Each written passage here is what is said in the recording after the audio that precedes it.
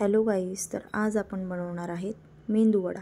तर त्यासाठी आपण पहिल्यांदा डाळ घ्यायची, उडीद डाळ, त्यामध्ये मेथीचे दाणे टाकायचे 2-3 आणि व्यवस्थित धुवून घ्यायची। 8 ते 10 तास भिजवल्यानंतर ती व्यवस्थित स्वच्छ अजून एकदा धुवून घ्यायची आणि जसं आपल्याला वाटेल तसं 2-3 चमचे घालून मिक्सरमध्ये वाटून घ्यायची। ओबडधोबड वाटली तरी चालते, पण शक्यतो मध्यम वाटू शकता, जास्त जाडही नाही जास्त बारीकही नाही। बघू शकता इथे माझी जाड झालेली आहे, तर मी त्यामध्ये थोडंसं पाणी ॲड केलं आणि बारीक पेस्ट करून घेतलेली आहे। बघू शकता तुम्ही। संपूर्ण वाटून झालं की त्यामध्ये बारीक चिरलेली मिरची आणि पिंक सॉल्ट तुम्ही घालू शकता चवीनुसार।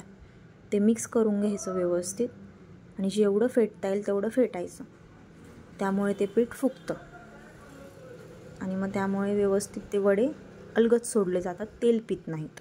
तुम्ही बघू शकता त्यासाठी एक काचेचा ग्लास किंवा वाटी घ्या, त्याच्यामध्ये पाणी घ्या आणि त्याच्यामध्ये ते पीठ टाकून बघा, त्यावरून कळेल की ते पीठ कसं आहे। नंतर इकडे रस्समची तयारी करायची। 2 कांदे 2 टोमॅटो छान उकळून घ्यायचे, ते गार झाल्यानंतर मिक्सरमध्ये वाटून घ्यायचं। उरलेलं पाणी ते फेकून न देता तसंच ठेवायचं। त्यामध्ये तुम्ही आलं ॲड करू शकता। बारीक पेस्ट केल्यानंतर ती अशी होते बघा। त्यानंतर कढईत तेल टाकून त्यामध्ये तेल गरम झालं की त्यामध्ये आपण मोहरी टाकणार आहोत। मोहरी टाकल्यानंतर जिरं टाकायचं थोडंसं, भरपूर मोहरी घालायची, जिरे, त्यानंतर लसूण घालायचा ठेचून। तो थोडासा लालसर होत आला की त्यामध्ये हिंग घालायचं।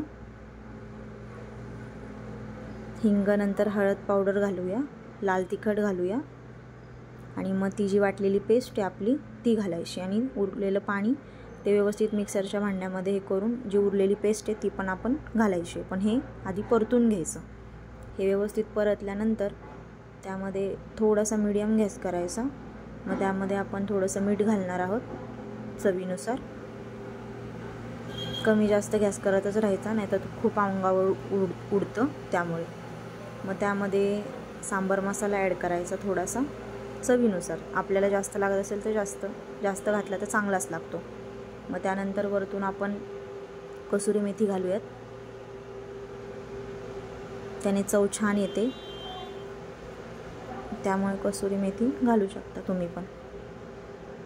मग त्यानंतर धने पावडर 2 चमचे,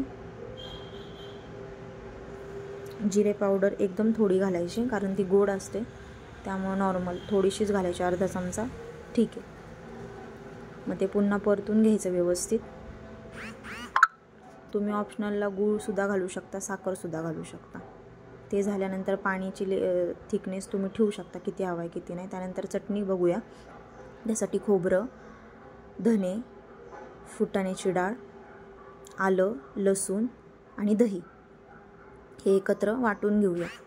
मिरची तुम्ही ॲड करू शकता। खोबरं आता माझ्याकडे ओलं नव्हतं अवेलेबल, म्हणून मग मी सुक्या खोबऱ्याचीच चटणी केलेली आहे, त्यामध्ये शेंगदाणेही आहेत। मीठ घालायचं, थोडंसं पाणी घालायचं आणि वाटून घ्यायचं। बघा अशी झालेली आहे छानपैकी। त्यानंतर तडक्याला तेल, कढीपत्ता, मोहरी आणि थोडंसं जिरं, ते तडतडलं की त्याच्यामध्ये ती चटणी आपण टाकून द्यायची। गॅस बंद करून हलवून घ्यायची एकदा, झाली रेडी। मेदूवड्याची तयारी आपण करूया। तर प्रथम हाताला पाणी लावायचं, नंतर मेदूवडे हातावरती बनवून घ्यायचे अशा प्रकारे आणि मग कढईमध्ये हळूहळू सोडून घ्यायचे।